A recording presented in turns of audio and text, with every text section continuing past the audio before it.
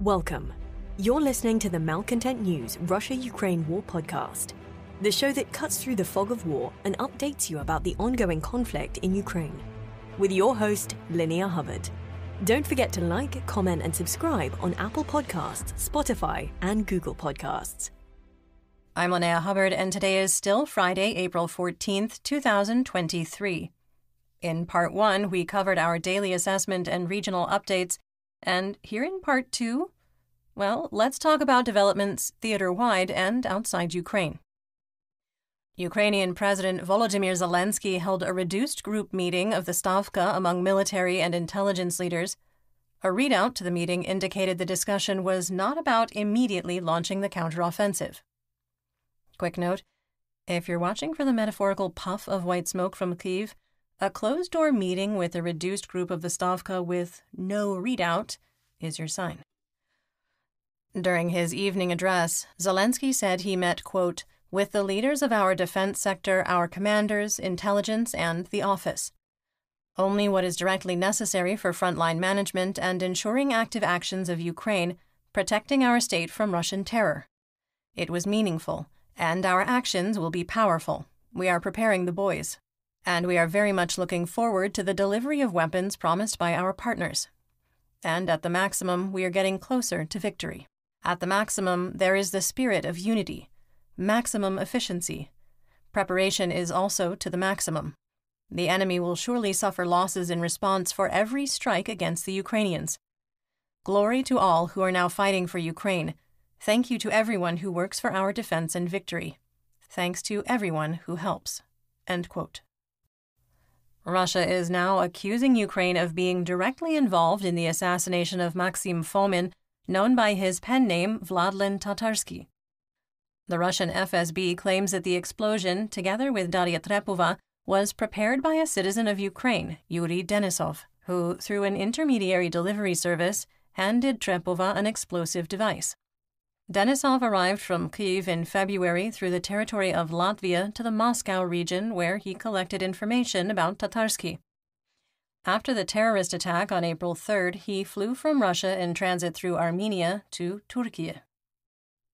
In front of the Consulate General of Ukraine building in Krakow, a 62-year-old committed self-immolation in protest. The Ukrainian national shouted to those gathered around him for Ukrainians to return to their homeland and defend the country.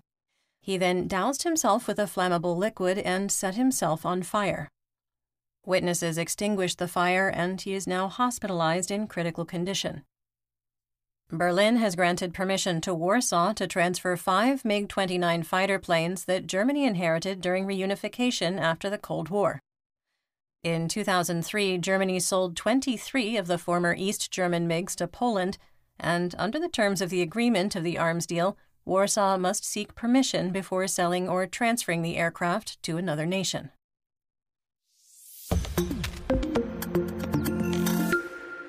Speaking of arms deals, let's talk about the Russian military, mobilization, and mir. In the village of Golishmanovo, Tyumen, in Russia, a 57-year-old became irritated with his 33-year-old neighbor for playing loud music. His solution? He got an RGD-5 hand grenade he stole from the weapons factory where he was a security guard and threw it over the fence, badly wounding his neighbor.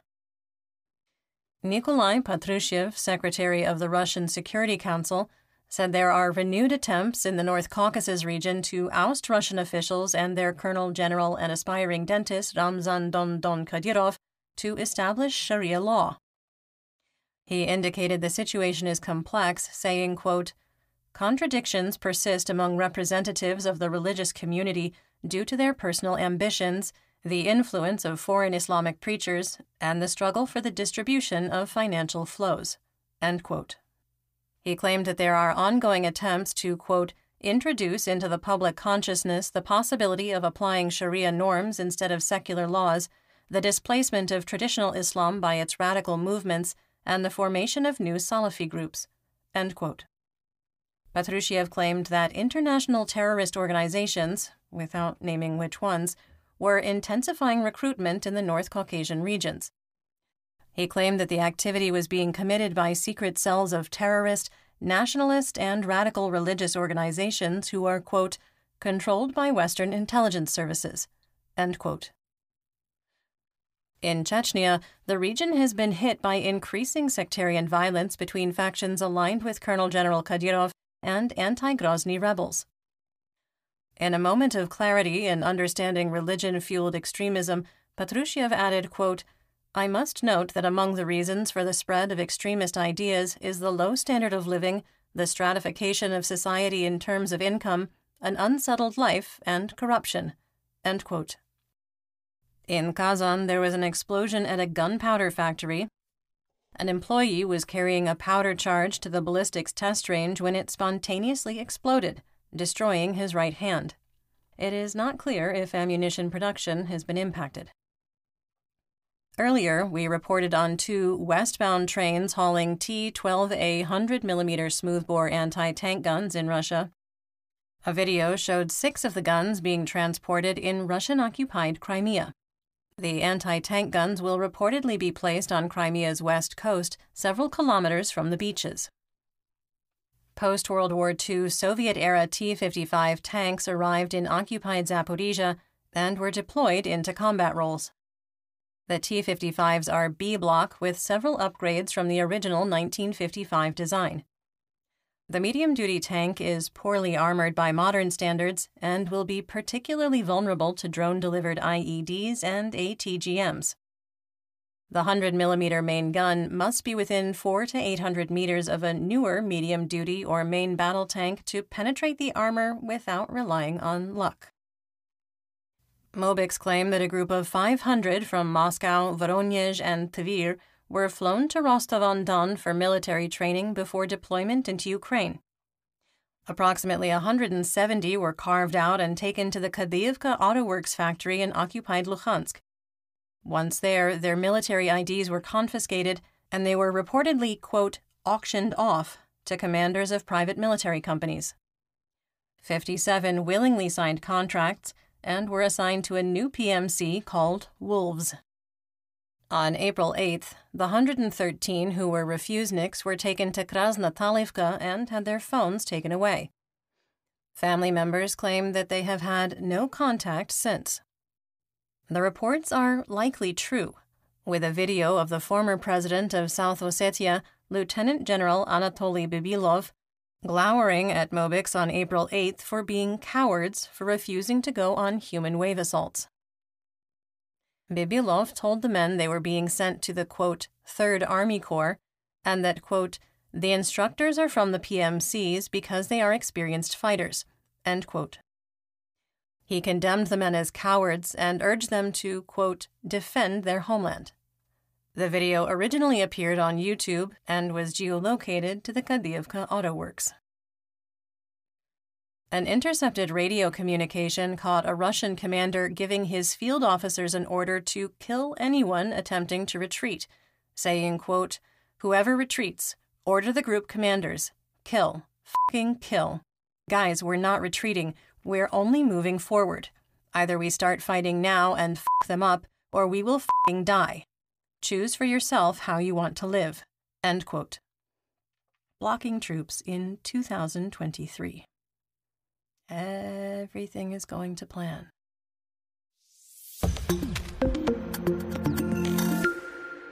In our War Crimes and Human Rights segment, we discuss events that might be upsetting to hear about.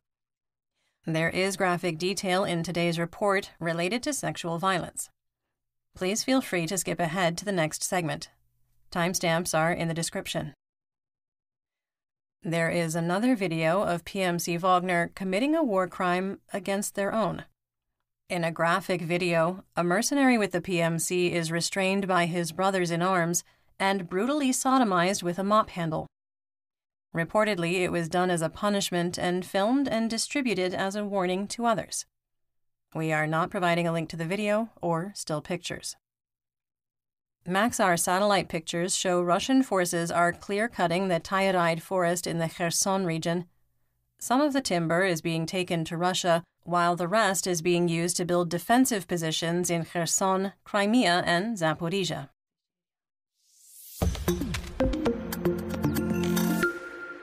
In geopolitical news, in the quiet Massachusetts town of Dighton, 21-year-old Airman First Class Jack Teixeira of the Massachusetts Air National Guard was arrested by federal authorities in, quote, connection with an investigation into alleged unauthorized removal, retention, and transmission of classified national defense information, end quote, according to U.S. Attorney General Merrick Garland on Thursday.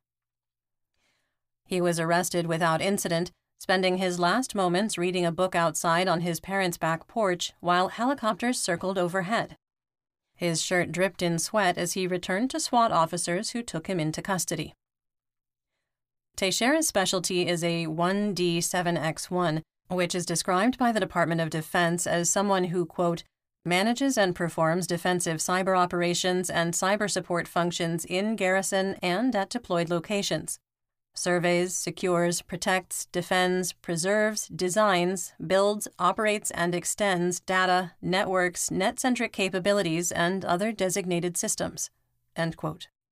He's assigned to the 102nd Intelligence Wing of the United States Air Force, located at Otis Air National Guard Base in Sandwich, Massachusetts, where Teixeira worked the night shift at the base. The 102nd Intelligence Wing describes its mission as, quote, to provide worldwide precision intelligence and command and control, along with trained and experienced airmen for expeditionary combat support and homeland security, end quote. According to the Facebook page of the 102nd, Teixeira was promoted to Airman First Class in July 2022. Outrage was expressed by analysts, military commanders, pundits, and government officials.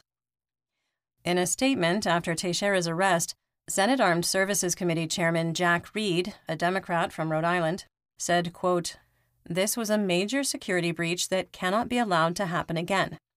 Leaking this trove of classified information endangered our military and intelligence professionals and undermined the security of our allies and partners.